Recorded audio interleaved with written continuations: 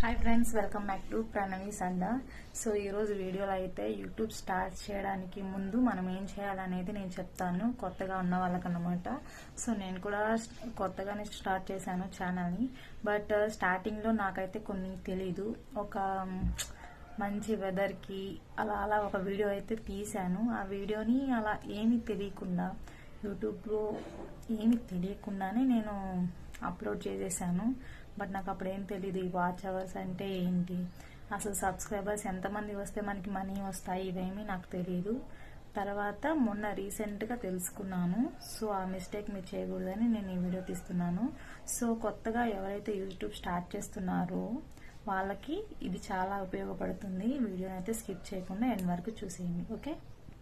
So first ఏంటంటే, మనం YouTube channel start చేసేటప్పుడు ఒక కంటెంట్ అయితే ఆలోచించాలి. ఆ కంటెంట్ మీదుగానే మనం వీడియోస్ అనేవి అప్లోడ్ చేయాలి.